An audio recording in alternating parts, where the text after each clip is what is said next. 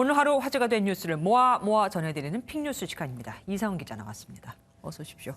첫 번째 보겠습니다. 테슬라 토사물이요? 뭡니까? 도로를 달리다 날벼락을 맞은 건데요. 영상을 먼저 보여드리겠습니다. 네, 서울 성북구의 한 도로입니다. 한 운전자가 공사 현장 주변을 지나다가 토사를 그대로 뒤집어 쓰고 맙니다. 세상에, 차는 어떻게 됐습니까? 어이구. 네, 이 흰색 테슬라 차량이 완전히 토사에 뒤덮여서 황토색이 되고 말았습니다. 그러네요. 이게 지난해 12월 말에 일어난 일인데 아직 차주는 공사업체로부터 제대로 된 사과조차 받지 못했다고 합니다.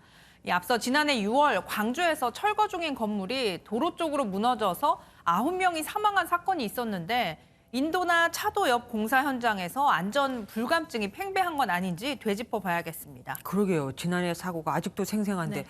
저 업체들은 다 잊었나 봅니다. 다음 보겠습니다. 백신 접종자만 기숙사에 들어갈 수 있다는 겁니까? 네, 이 기숙사 입사생 모집 과정에서 일어난 일인데요. 이 연세대와 이화여대 등 일부 대학들이 1학기 기숙사 입사생을 모집하면서 신청 자격을 코로나 백신 접종 완료자로 제한해서 차별 논란이 일고 있습니다.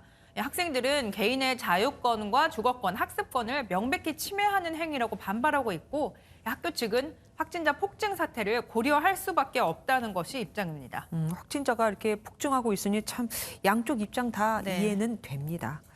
다음 보겠습니다. 추락한 스텔스기. 스텔스기면은 잘 보이지 않게끔 만든 건데 이게 추락을 했다고요? 네, 이 미국의 최신의 스텔스 전투기가 미국 항공모함 착륙 도중에 충돌해서 화염에 휩싸인 영상이 유출됐습니다. 이 전투기가 남중국해에서 항공모함 갑판에 접근하다 속도를 줄이지 못하고 그대로 충돌하는데요. 충돌 즉시 화염에 휩싸이면서 그대로 세상에. 카메라 쪽으로 돌진하고 바다로 떨어집니다. 다행히 사망자는 없었고 조종자도 구조가 됐습니다. 그야말로 저건 사고네요. 네. 잠깐만, 근데 남중국해는 중국이 자신들 영해라고 주장하는 그곳 아닙니까? 네, 맞습니다. 그래서 미국은 혹시나 중국이 기체 잔해를 수거하면 첨단 기술이 유출이 될 수 있기 때문에 회수 작전을 서두르고 있습니다.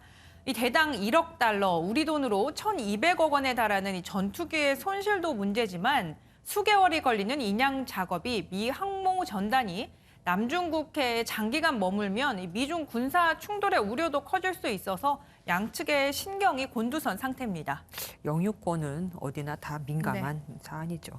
자, 이번에도 권리 얘기라면서요. 이번에는 상속권 얘기라고요? 네, 그렇습니다. 이 사망한 지 오래된 무명 작가의 그림이 상속권 분쟁에 휩싸였습니다. 네. 미국의 작가 겸 화가 헨리 다거 이야기인데요. 지금 보시는 작품들이 다거의 작품입니다. 네, 그런데 이 다거는 예술 교육을 전혀 못 받고 병원 경비원으로 일하면서 평생 고독하게 살았는데요. 네. 1973년 사망 후에 월세방 주인이 방 안에 방치된 작품들을 발견해서 세상에 공개하면서 이른바 대박을 치게 됩니다.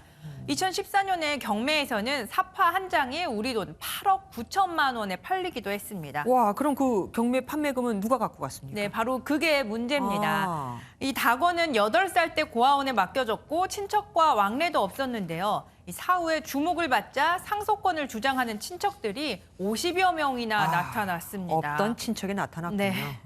집주인은 자신이 이 작품을 세상에 공개한 데다 다거가 생전에 작품을 양도했다고 주장을 하고 반면 친척들은 다거가 정신 건강상의 문제가 있었기 때문에 이 효력이 없다고 주장을 하고 있습니다.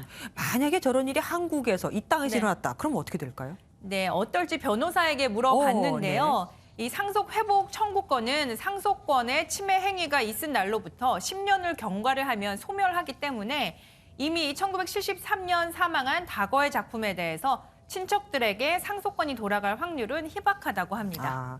살아있을 때는 챙기지 않다가 참 남보다 못한 네. 친척입니다. 마지막 키워드 보겠습니다.